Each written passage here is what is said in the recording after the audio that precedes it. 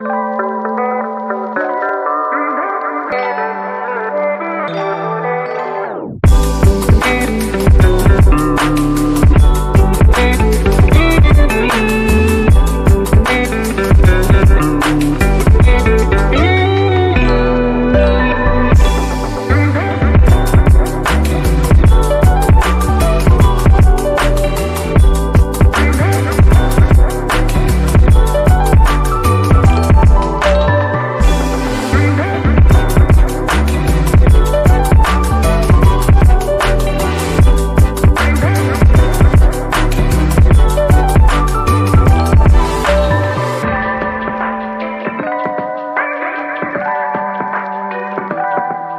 let's talk about where the XRP Ledger has gone in the past, almost 12 years now?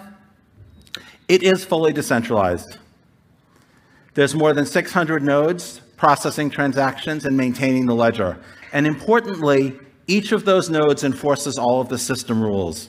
And unlike on most other blockchains, those nodes are enforcing censorship resistance as well. There's more than 120 validators. We're probably the only major blockchain with no in-protocol incentives for block production or running a validator. People run validators because they want the network to work. They want the network to be robust. They want the network to be reliable and decentralized. They're run by individuals, businesses, universities.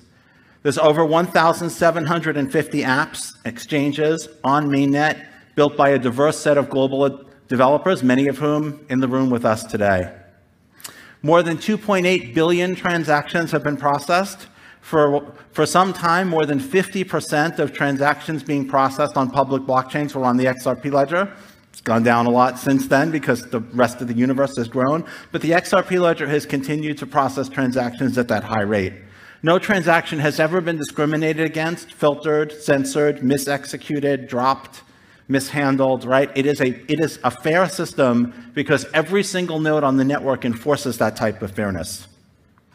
There's more than 5 million active XRP wallet holders around the world, and that's a real number. On a lot of other blockchains, for example, on UTXO-based blockchains like Bitcoin, a single user probably has a number of addresses. And so the address numbers may be very, very large, but those addresses don't actually reflect users, right?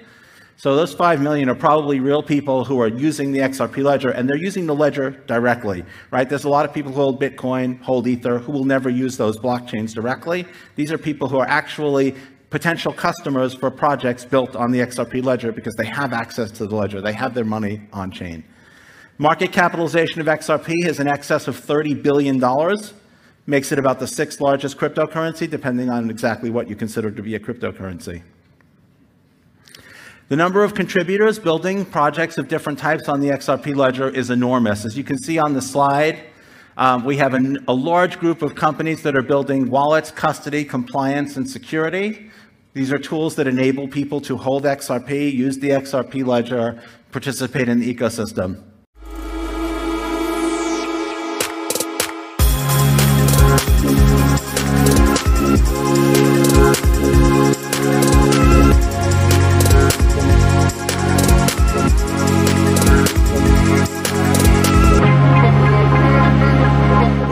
Most excited about for the upcoming year? I'm excited to see, continuing enterprise adoption, bringing people onto the blockchain, and maybe some progress on the bridging problem. The thing that I'm most excited about this year, and really I'm going to give it the year, not just calendar year. We talked earlier about simplicity. We talked about usability. The abstraction layers that I see people building so that these technologies are more usable and more approachable, I think are critical to the industry, critical to the XRPL, and I'm very excited about what I see happening there.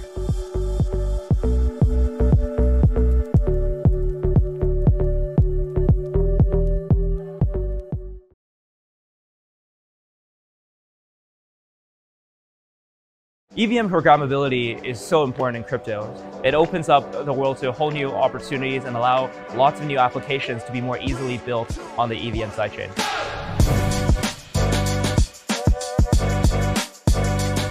I'm here at Apex in Amsterdam. We're filled with the room with all kinds of developers, community, and of course the Ripple team. There's just so much buzz and energy all around, and everyone's so stoked about the announcement with Axelar partnership. As everyone knows, XRP is the main gas token for both XRPL as well as the EVM sidechain. We believe it's a game-changing partnership as Axelar will become the canonical bridge for XRPL as well as the new EVM sidechain. So with Axelar, this is something that we've been working on for the last 3 years. Axelar today, as I mentioned, connects to 60+ blockchains, all the major EVM chains, L2s, as well as the Cosmos IBC chains. And what we're doing with Ripple is something that's incredibly exciting. We're going to be connecting both XRPL as well as the new EVM sidechain so that they have full interoperability to all of the existing chains on the Axelar network. So now imagine a world where you can bridge any asset from these EVM and Cosmos chain to XRPL and the other way back. The XRP can now be available on any of these chains, as well as the tokenized assets, RWAs, that the Ripple team has been busy building. But this is just the beginning. When we have message passing of Sologenic and Corium, my background is in engineering with focus on blockchain and AI. Sologenic is one of the first and the largest ecosystems built on top of the XRP Ledger, providing decentralized applications that leverage the use of native functionalities on the ledger. Excited to be here. Thanks all. Great to have you here.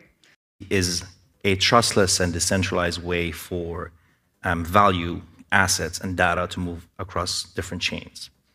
It is crucial, essentially, for two groups of users. End users, where they get better liquidity, more seamless experience using blockchain. And for the second group of users, which are the developers and the builders on the ecosystem, are they can scale really fast with interoperability, and brings more innovation because interoperability allows developers to use different functionalities of different chains.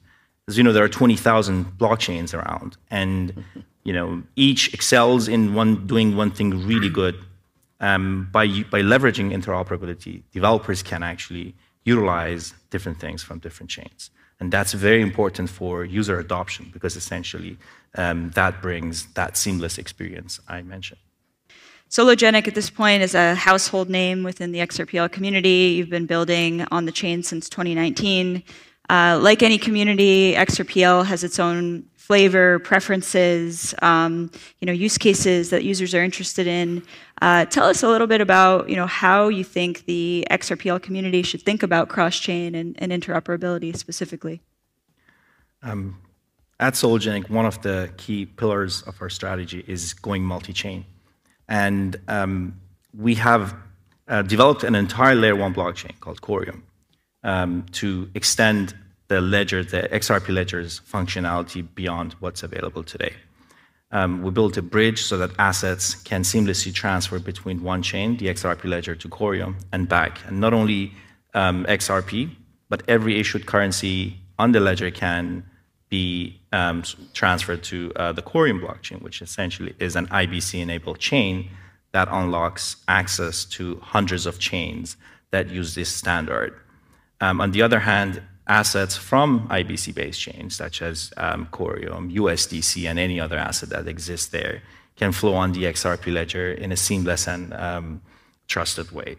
And I think interoperability for XRP Ledger is important, and it makes users unlock different value with what they're doing. If you have assets on the XRP Ledger, while the XRP Ledger provides a lot of functionalities, from the code base it has today, and is working on a lot of new amendments, you can extend that functionality like with smart contracts. And we actually developed a thing called smart tokens, and smart tokens are tokens that sort of follow the XRPL's vision in a way that they are deterministic in gas and as a really fast finality.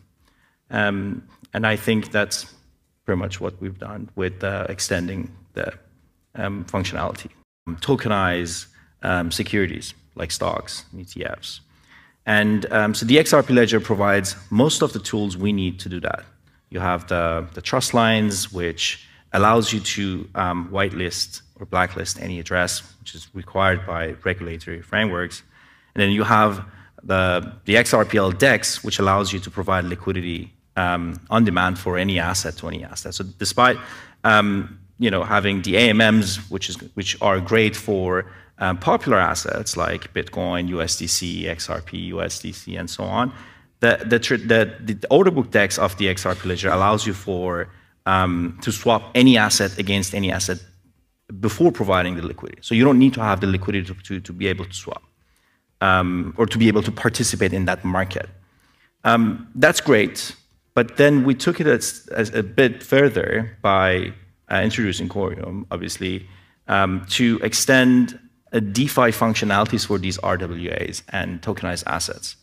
As assets move across chain in a trustless way, they can be used in other DeFi applications like lending, borrowing, or any other AMM pools that are available on the whole IBC-based chains. And I think that is actually really good because it allows institutions to tokenize assets, real-world assets, securities or anything, real estate, in one chain and be able to use it on the other chain. And the XRP Ledger, as Jason mentioned, is in a really good position for institutions to just do that. So we're providing the required tools around the whole ecosystem. And that's what essentially being multi-chain means here in this space. Yeah, user adoption is the key at the end of the day. I was listening to Wietz's panel today, and he was mentioning that this is the walking stage where, if there isn't adoption, there isn't a future for the whole blockchain space in general. You need to create applications that are usable for institutions, for end users, for anybody who's involved in the system, without even them knowing what's going on behind the scenes.